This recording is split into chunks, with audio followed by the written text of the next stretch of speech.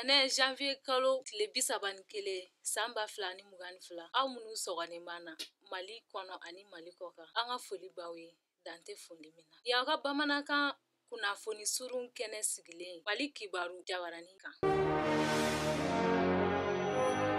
Juma tɛmɛnen kun ye Afriki kɔri tɔgɔladon ye kɛrɛnkɛrɛnyala kitakaw fɛ. Nin tako duurunan lajɛ ɲɛmɔgɔ kun ye Dr Choguel Kokala Mayiga ye. Ministre Modibo Keita ani Sanusi Buyesila n'o ye APGAM ɲɛmɔgɔ ye olu kun b'a kɛnɛ kan. A laɲini kun ye walasa kɔri ka se ka bayɛlɛma ni ka baaradaw yiriwa. APGAM ɲɛmɔgɔ ka fɔta la ka kɛɲɛ ni furancɛla fanga ɲɛmɔgɔw ka ŋaniya ye ni ka kɔri san 56 ani ka nɔgɔ feere darasi 2,100. A jigi bɛ se ka kɛ ko Mali bɛ jɔyɔrɔ fɔlɔ kɔni ta kɔri baara tasira fɛ Afriki kɔnɔna na ni tɔni 700,000 campagne na. O hukumu kelen kɔnɔna na Dr Choguel Kokala Mayiga a y'a jira k'u bɛ wili ka jɔ bɛɛ la walasa basigi ani lakana ka se ka sabati jamana fan bɛɛ walasa ka se ka taa kalataw la. A y'a yira ko Mali labɛnnen don kuma ɲɔgɔnyaw ye CEDEAO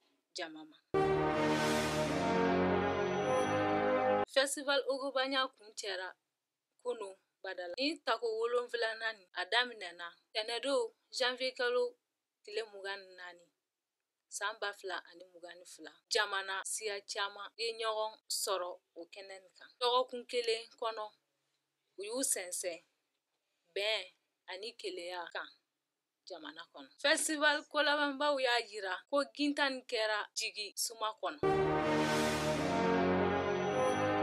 Segu ni Dongo tasira fɛ an b'aw ladɔnniya ko segukaw fɛ Festival sur le Niger tako 18nan bɛ daminɛ sini tarata février kalo tile fɔlɔ san 2022 kɔnɔna na. Kumasen min talen don o ye Segu ni Donko ani Maya ye. Kolabanbaw y'a jira ko min ka ca ni mɔgɔ 30,000 ye olu de makɔnɔlen don segukaw fɛ. Ni tako 18nan in na fɛn caman labɛnnen don i n'a fɔ Foire de Segu, concert ani fɛn caman wɛrɛw Segu ni Donko na sira kan. Ninnu de bɛ danse an ka kunnafoniw na ka ɲɛsin aw ma aw k'an bɛn wagati wɛrɛ nin kɛnɛ nin.